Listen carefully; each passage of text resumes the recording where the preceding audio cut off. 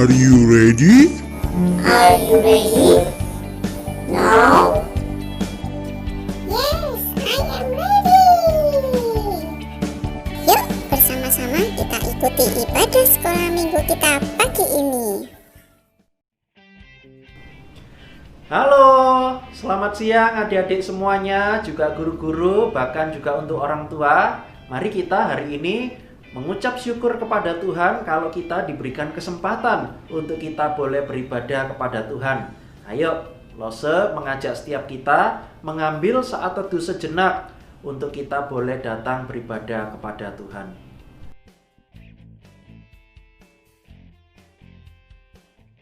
Saat teduh dimulai.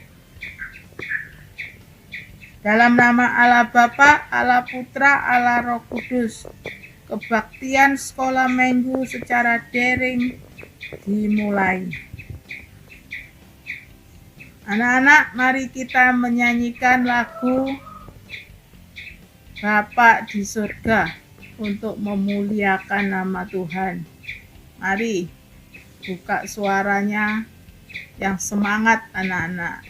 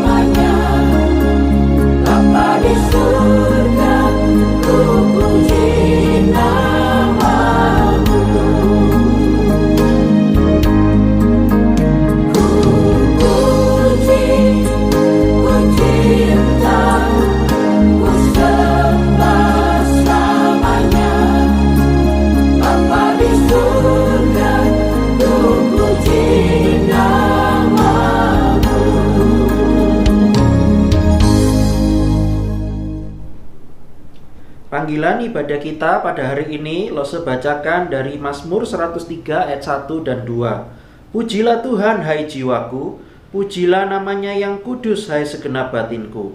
Pujilah Tuhan hai jiwaku, dan janganlah lupakan segala kebaikannya.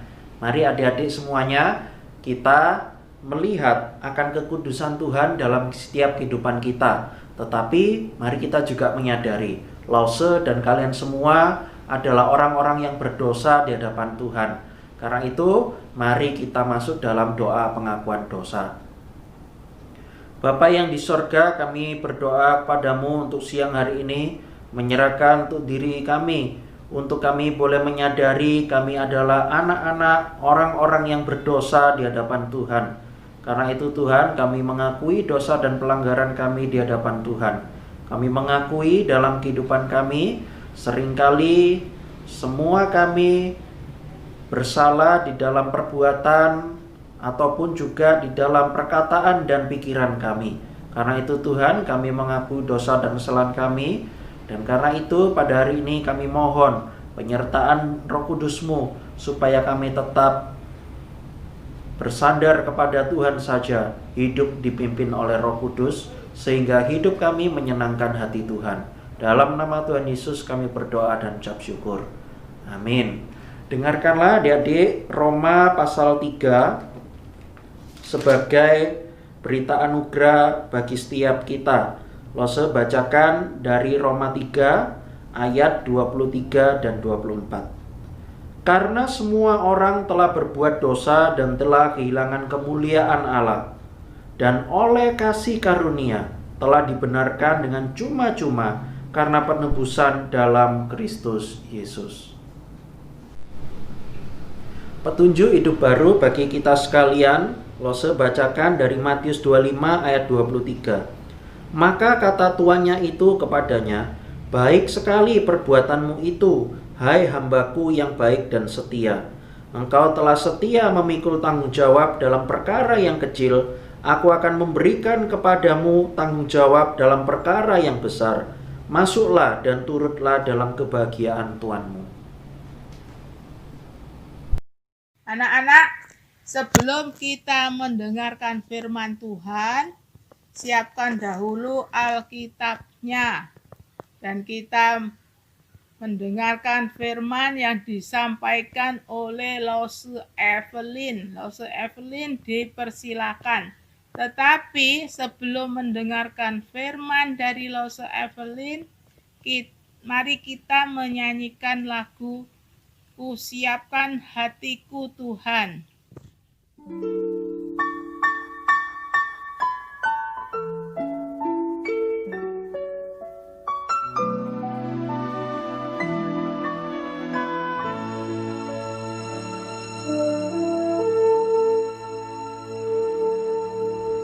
Siapkan hatiku Tuhan untuk dengar firman-Mu saat ini.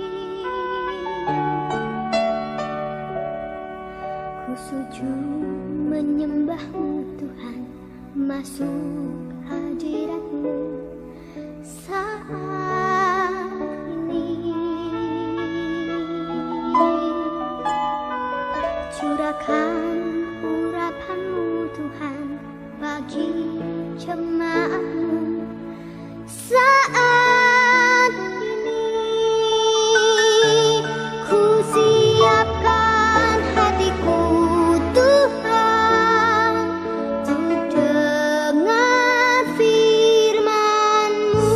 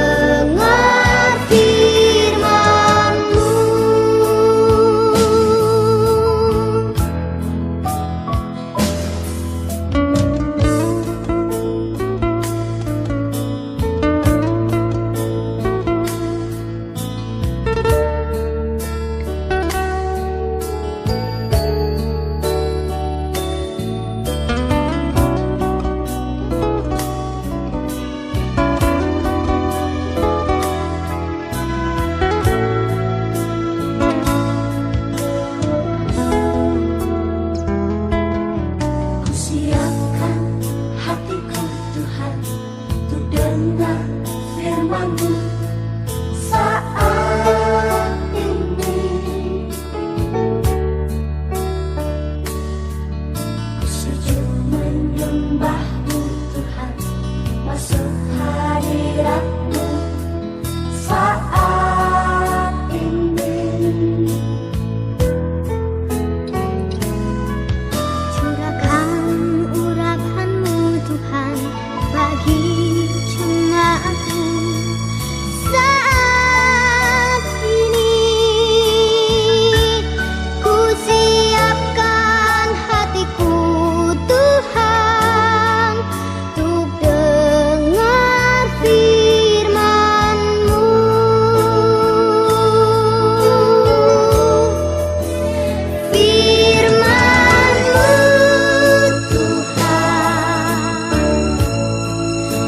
tiada berubah.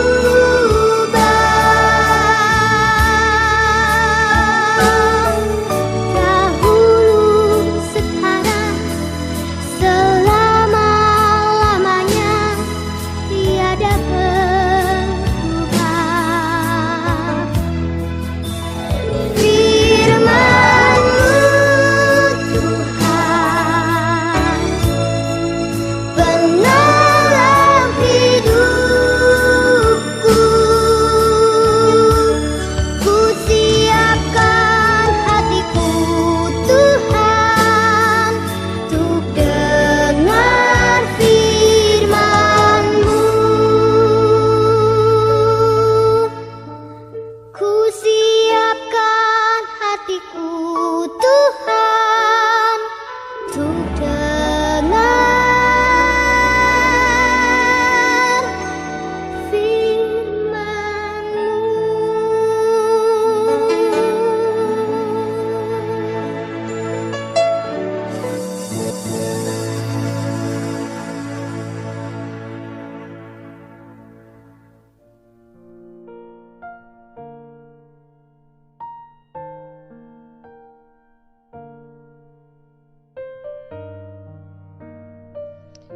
Saatnya kami mau mendengarkan firman-Mu. Biarlah kiranya Roh Kudus-Mu memberikan kami kemampuan untuk memahaminya, dan biarlah kiranya Roh Kudus-Mu juga akan menolong untuk hamba punya kelemahan untuk dapat menyampaikannya dengan baik. Terima kasih Tuhan, berbicara kepada setiap kami sekalian. Dalam nama Tuhan Yesus, amin. Ani mau apa? Makan wafer. Mama bukakan. Nih wafernya sudah Mama buka. Makan. Kalau sudah dimakan, habis tugasnya apa? Harus apa? Kalau sudah habis harus apa? Buang. Ya.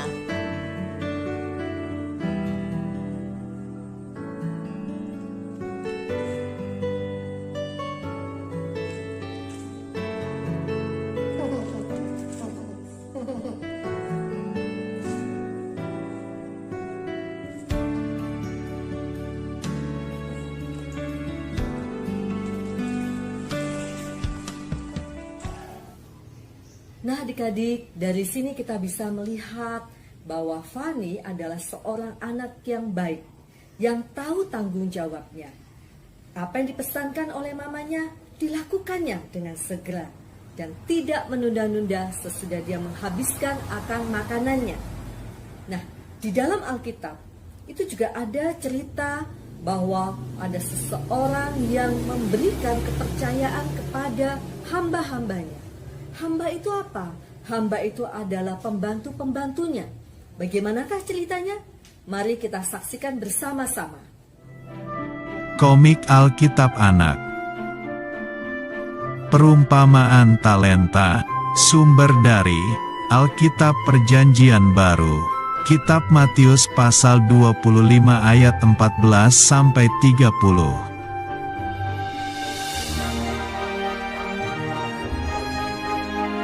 Suatu hari, ada seorang tuan yang sangat kaya. Tuan itu akan pergi ke luar negeri.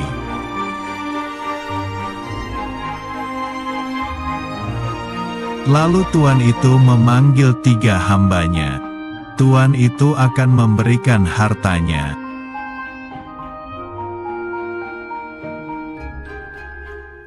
Hamba pertama diberi 5 talenta, hamba kedua diberi 2 talenta, dan hamba ketiga diberi 1 talenta.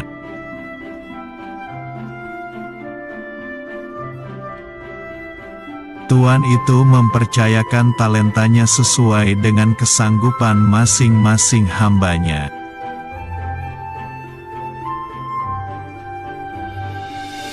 Kemudian pergilah tuan itu ke luar negeri dan meninggalkan 3 hambanya.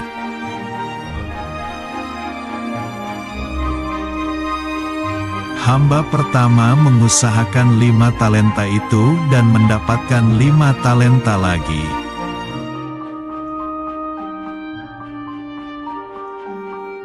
Hamba yang kedua mengusahakan 2 talenta itu dan mendapatkan 2 talenta lagi.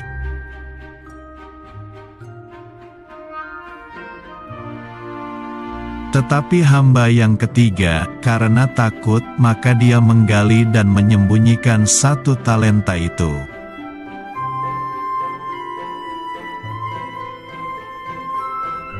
Tetapi hamba yang ketiga, karena takut, maka dia menggali dan menyembunyikan 1 talenta itu.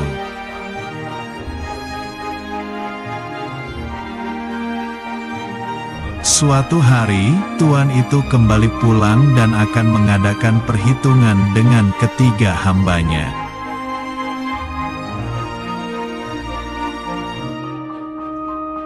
Lalu tuan itu memanggil ketiga hambanya dan ketiga hambanya menunjukkan talentanya masing-masing.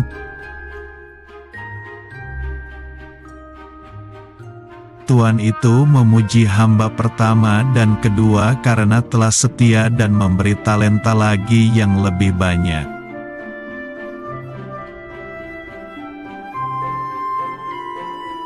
Tetapi, tuan itu memarahi hamba yang ketiga yang malas dan takut karena talentanya tidak bertambah.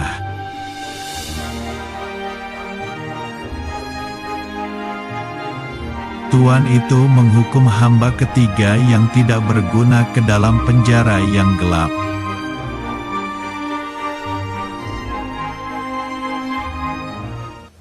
Nah, adik-adik, tadi kalian lihat bukan bagaimana ada 3 orang hamba, 3 orang pembantu.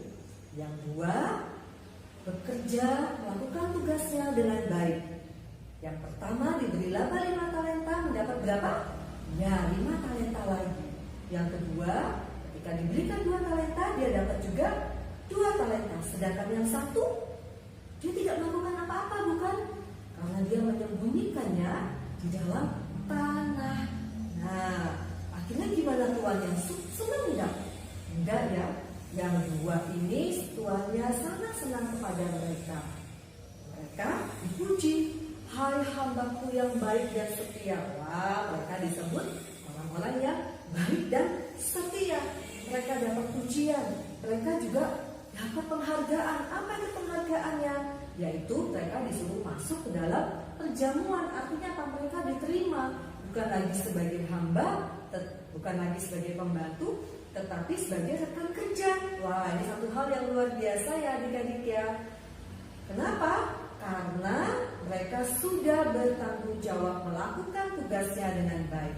Sementara yang satu ini gimana?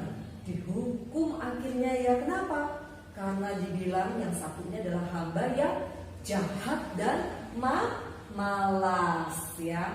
Nah, jadi adik-adik, kalian harus belajar untuk menjadi orang yang kalau dikasih tugas itu harus apa?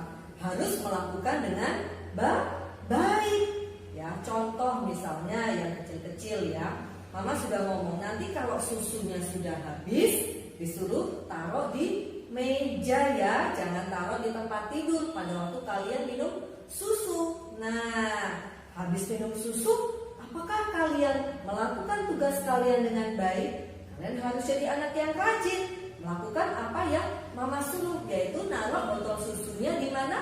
Di meja. Itu yang mama mau, karena kalian diberi tugas, kalian diberikan kepercayaan untuk itu.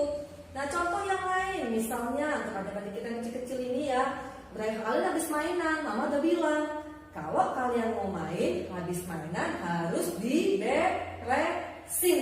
Nah, itu tugas yang mama berikan. Ketika kalian sudah melakukannya, ketika kalian sudah puas bermain, apakah kalian membereskan mainan kalian?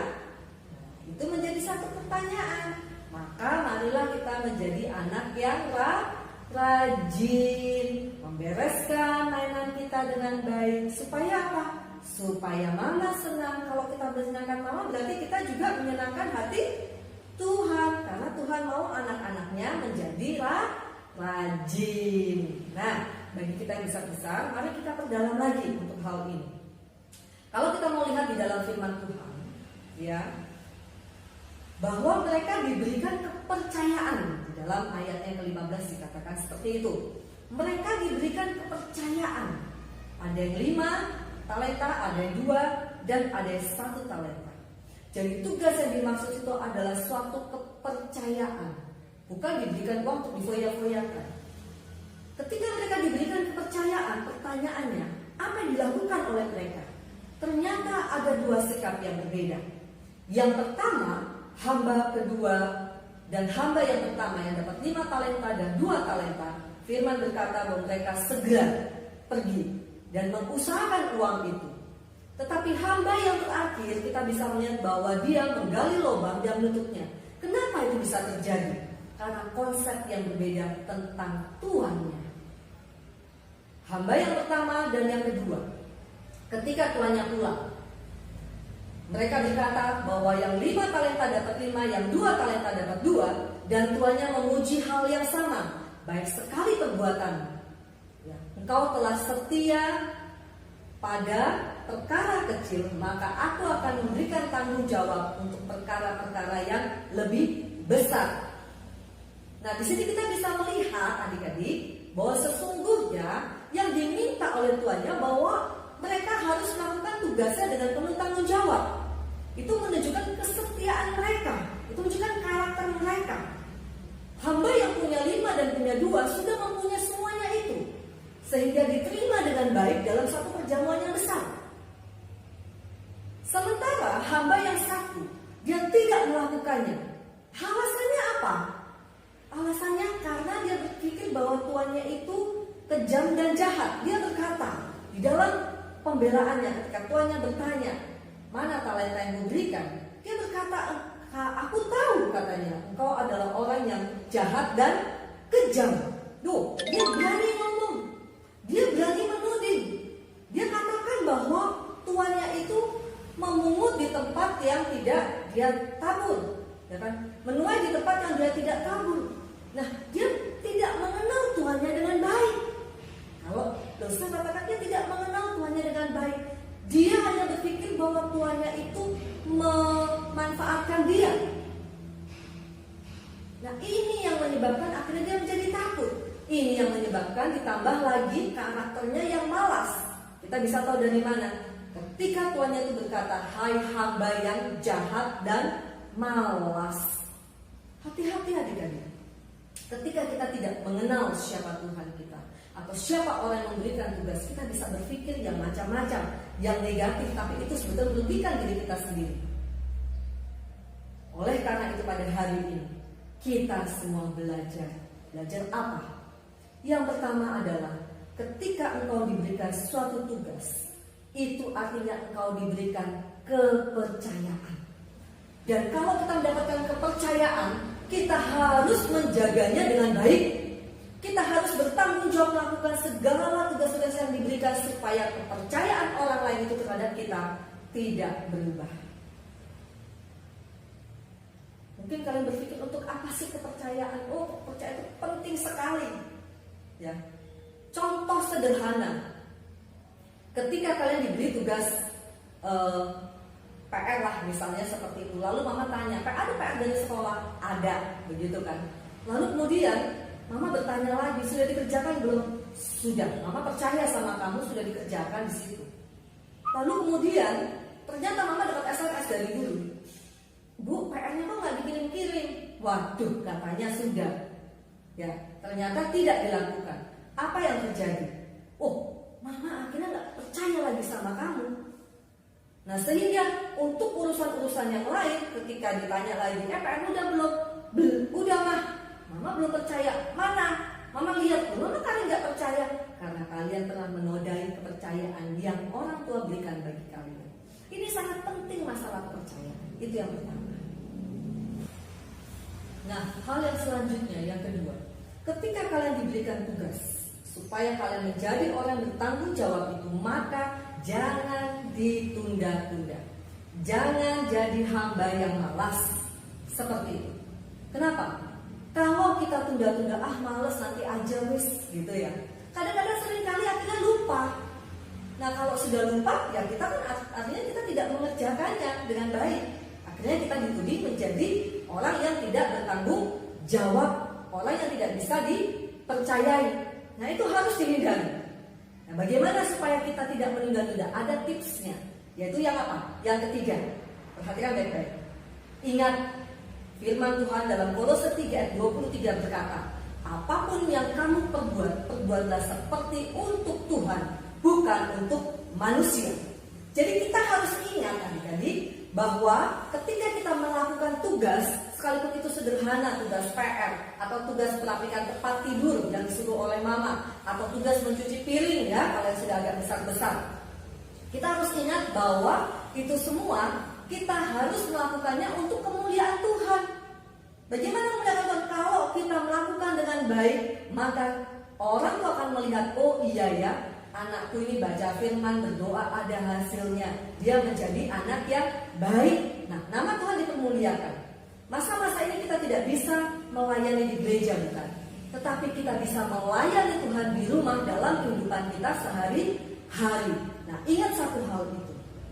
Firman Tuhan, sekali lagi lo ingatkan, apapun yang kamu perbuatlah seperti untuk Tuhan, bukan untuk manusia. Ketika kita malas, ketika kita mau menunda, kita ingat firman itu dan kita dorong diri kita untuk segera melakukan segenap tugas yang dipercayakan kepada kita. Entah itu oleh mama, entah itu oleh papa, atau oleh guru sekolah atau siapapun juga. Amin. Mari kita berdoa. Bapa dalam kerajaan surga, terima kasih untuk firman yang boleh kami renungkan bersama-sama. Biarlah kiranya Tuhan sendiri juga akan berbicara kepada kami lebih dalam lagi, mengingatkan setiap anak-anak supaya mereka sungguh menjadi anak-anak yang baik dan setia, melakukan segala tugas-tugas mereka dengan penuh tanggung jawab, sehingga mereka boleh menyenangkan hati-Mu dan melakukan semuanya untuk memuliakan-Mu. Dalam nama Tuhan Yesus kami berdoa. Amin.